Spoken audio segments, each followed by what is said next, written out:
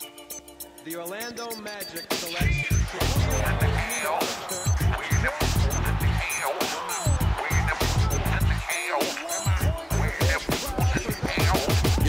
If you got guns, then bring 'em. Got the pain and I'm gonna sing 'em. Reign supreme and I mean to be the dream of this. Everybody know that I'm scandalous. Feel that. Pop, pop, pop. Make 'em drop, drop, drop. Pop, pop, pop. Make 'em drop, drop, drop. Make it feel.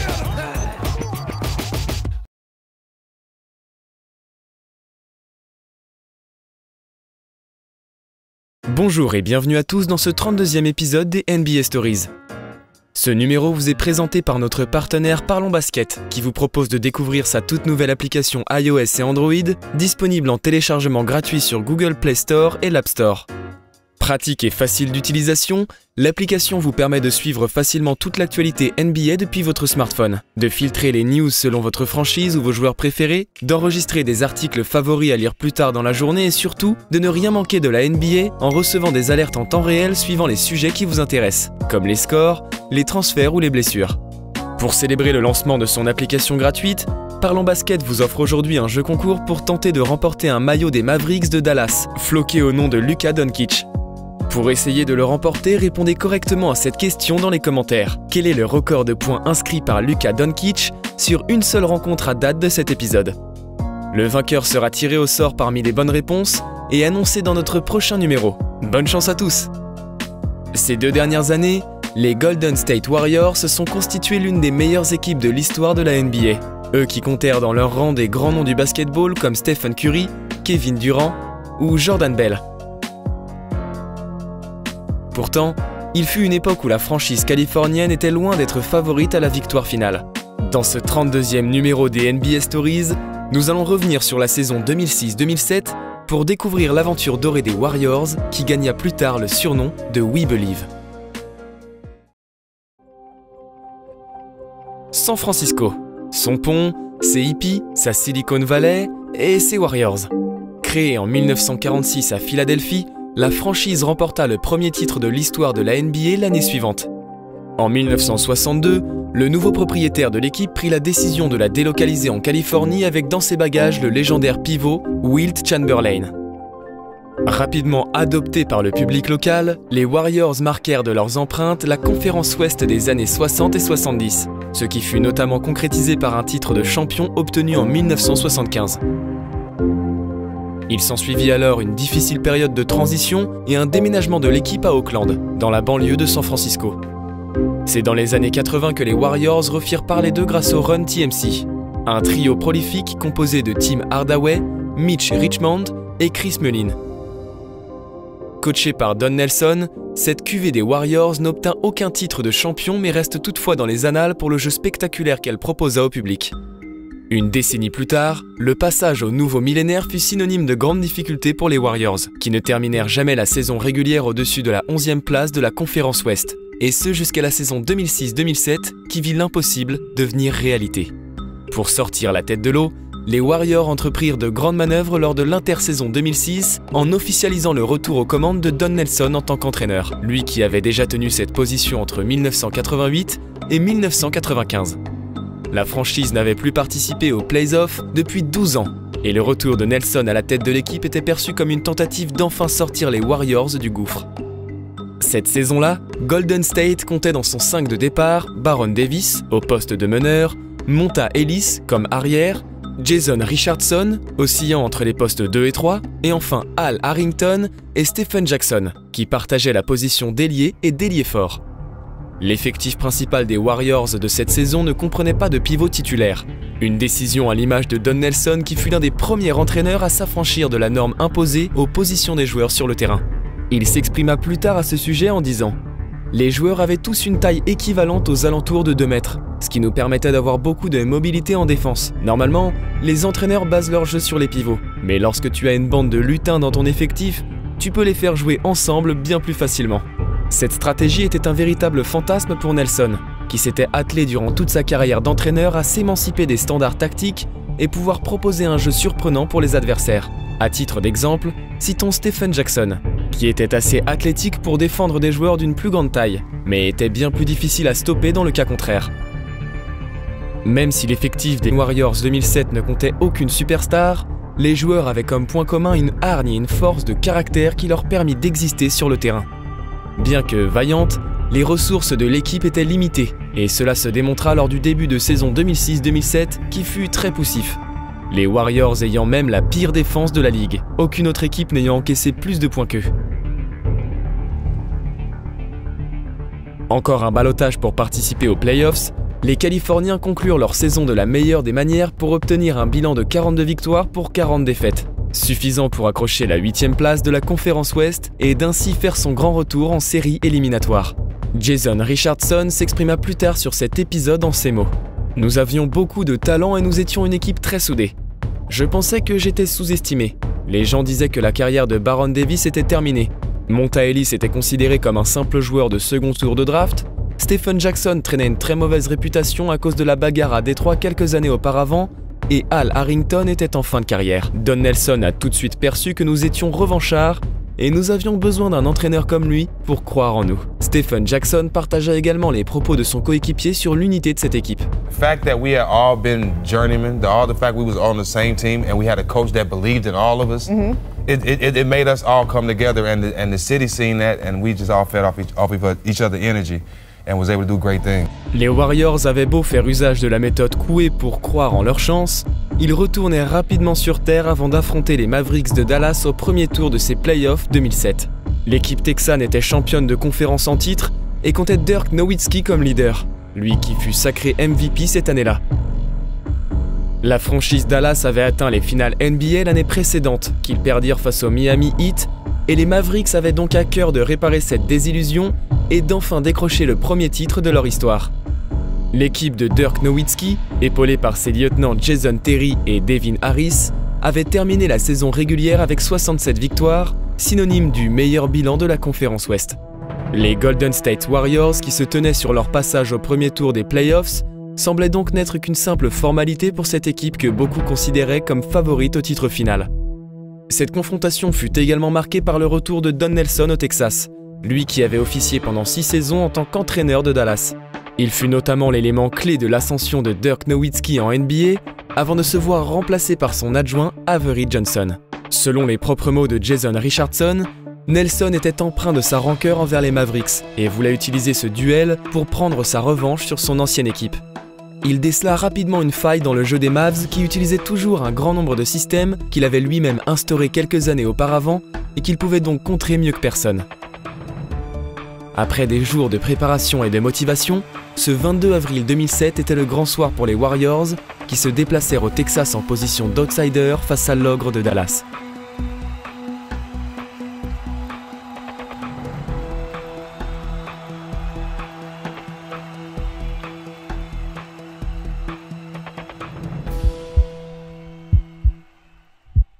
Dès le début de la rencontre, les Mavericks furent pris de court par les Warriors de Don Nelson qui avaient concocté la stratégie parfaite pour déstabiliser Dallas.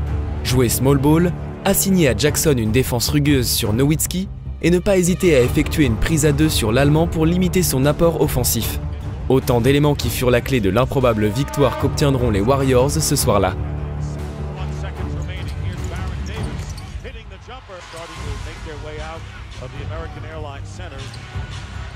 Baron Davis for 3, hitting another 3, and Don Nelson coming back.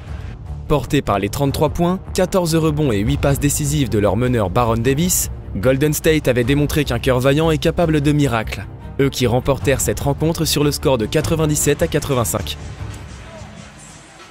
La défense des Californiens sur le géant allemand fut absolument remarquable et l'une des clés de leur succès. Nowitzki n'inscrivant que 4 de ses 16 tirs et était totalement restreint par l'agressivité des Warriors. Un an seulement après leur défaite en finale NBA, les Mavericks savaient qu'une nouvelle désillusion ferait grand bruit et qu'il fallait absolument se ressaisir pour la seconde rencontre de cette série.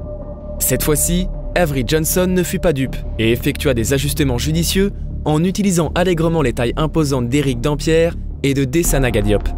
Cette stratégie, couplée à une sérieuse prestation de Dirk Nowitzki et Jason Terry, permit à Dallas de remporter les débats 112-99. Hormis lors du début de match, les Warriors ne semblèrent jamais en mesure de réitérer l'exploit survenu quelques jours plus tôt.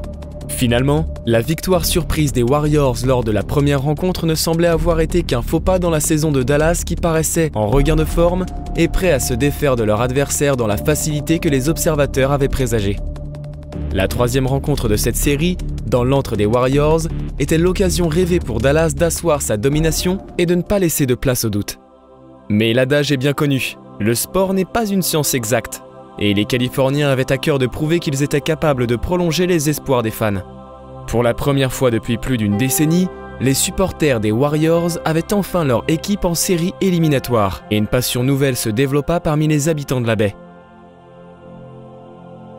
Adonal Foyle, un joueur de banc présent depuis 1997 aux Warriors, raconta plus tard les prémices de cette soirée.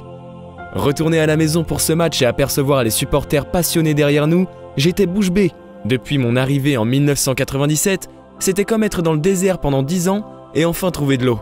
Ils avaient attendu pour nous revoir en playoff et nous avions à cœur de ne pas les décevoir. » Une spectaculaire effervescence se propagea parmi les supporters qui avaient désormais trouvé leur motto « We Believe ». À mi-chemin entre le génie marketing et la ferveur populaire, ce slogan gagna rapidement une popularité folle qui symbolisait en simplement 2 mots les rêves des fans. Lorsque les vents tournent en notre défaveur, notre seul remède est de croire. Croire que l'impossible est réalisable, que les rêves les plus fous peuvent prendre vie et qu'aucun pronostic n'est vérité. Portés par leur public, les Warriors remportaient leur premier quart-temps de cette rencontre sur le score de 29-20.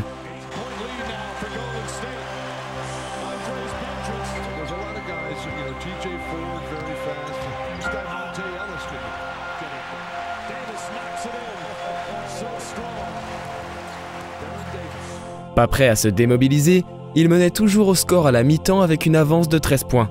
Loin d'être assez pour pavoiser, mais bien suffisant pour prolonger les espoirs. Partagé, le troisième quart-temps permit toutefois aux Warriors de consolider leur avance qu'ils portèrent à 18 points.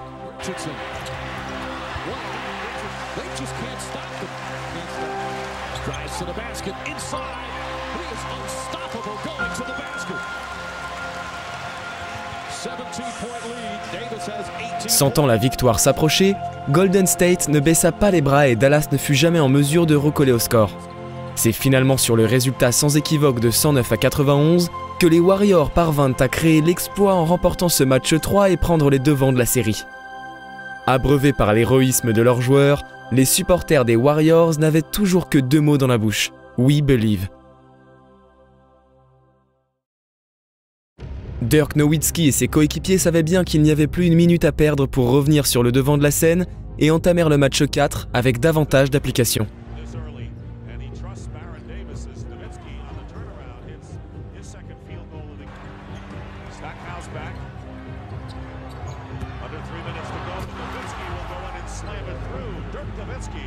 Baron Davis fit parler la poudre pour revenir dans le match et d'ainsi retourner au vestiaire sur un score de 49 partout.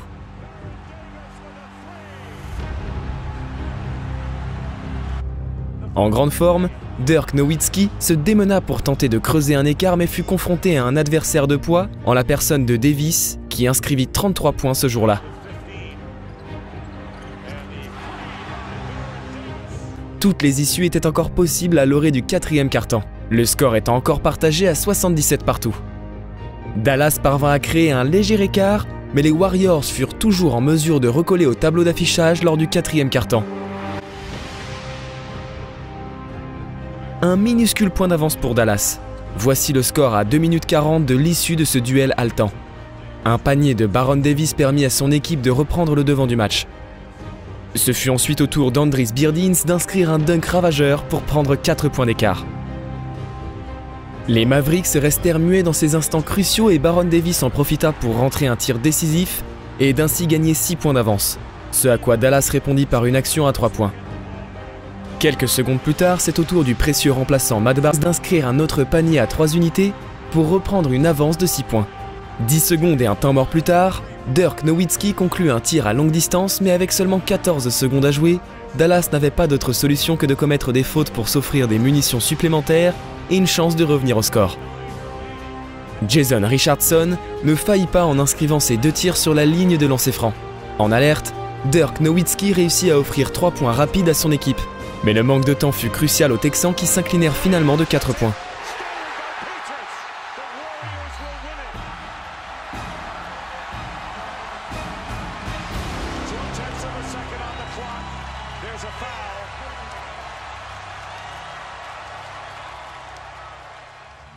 De par leur courage et leur abnégation, les Golden State Warriors avaient réussi à contrer l'avis de tous les pronostics en prenant 2 matchs d'avance au compteur de cette série.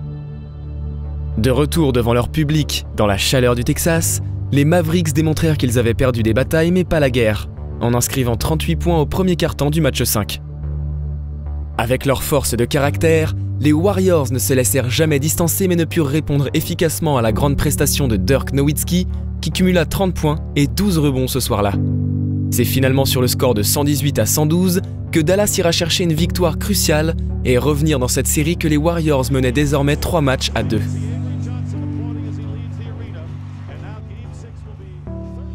Les automobilistes étaient rares sur le pont du Golden State. Les hippies ne grattaient pas leur guitare et les employés de la Silicon Valley se pressèrent de rentrer chez eux en ce 3 mai 2007, soir de la 6e rencontre d'une série incroyable d'intensité.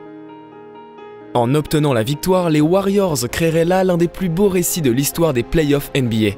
Mais une défaite serait également lourde de conséquences, puisque les Mavericks auraient la possibilité de retourner la situation dans l'effervescence de leur public texan.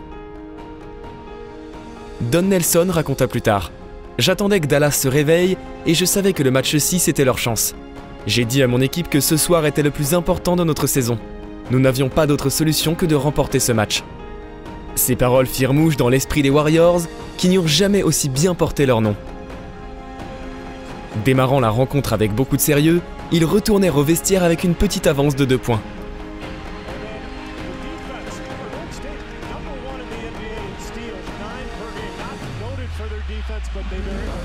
Les qualités de meneur d'homme de Don Nelson transcendèrent les Warriors, qui gagnèrent le 3e quart-temps par 21 points d'écart, en limitant Dallas à seulement 15 petits points inscrits. Cette fois-ci, la victoire n'était pas qu'une douce chimère aux yeux des Californiens, elle fut réalité. Appliqués du début à la fin, les Golden State Warriors remportèrent finalement la rencontre par 25 points d'écart, ce qui fera dire à Nelson « Nous n'avons pas seulement gagné, nous les avons détruits ». We Believe, 2 mots et 3 syllabes qui symbolisèrent la passion quasi religieuse de tout un peuple pour soutenir ces hommes.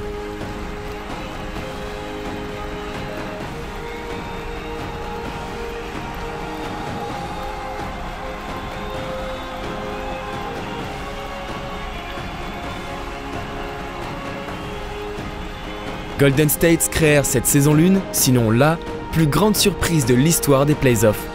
Ce fut aussi pour la première fois depuis la réorganisation des séries éliminatoires qu'une équipe classée 8e de saison régulière s'imposa face à une première. Ce miracle, les Warriors l'ont façonné de par leur courage et leur abnégation.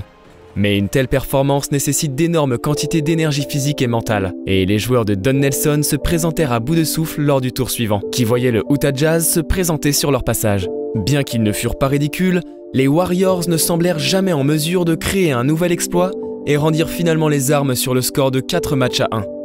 Si la fin de l'aventure dorée des Golden State Warriors 2007 n'est pas heureuse, cette épopée reste et restera à tout jamais dans le cœur des fans de basketball et a marqué de façon indélébile l'histoire de la franchise jusqu'à aujourd'hui. Bien qu'il ne s'agissait que d'un premier tour de play-off, le miracle We Believe symbolise la beauté du sport, faite d'espoir et de courage. Malheureusement, cet épisode ne fut qu'une parenthèse enchantée pour les Warriors, qui ne retrouvèrent plus la joie des playoffs pendant 5 ans et se séparèrent de façon controversée de Jason Richardson, puis de Baron Davis en 2008. Une année plus tard, la franchise de la baie drafta un joueur inconnu en 7e position, un certain Stephen Curry. Un proverbe populaire nous dit que l'histoire est une fable écrite par les vainqueurs. Cette cuvée des Golden State Warriors mit à mal cette hypothèse. Bien qu'ils ne remportèrent aucun titre de champion cette année-là, cette équipe inscrivit pour toujours son nom dans la légende du basketball. C'est en croyant que l'impossible se réalise. Si la motivation vous manque et que vos rêves semblent vous échapper, peut-être serait-il sage de faire écho avec les supporters san-franciscains en récitant à votre tour l'incantation We Believe.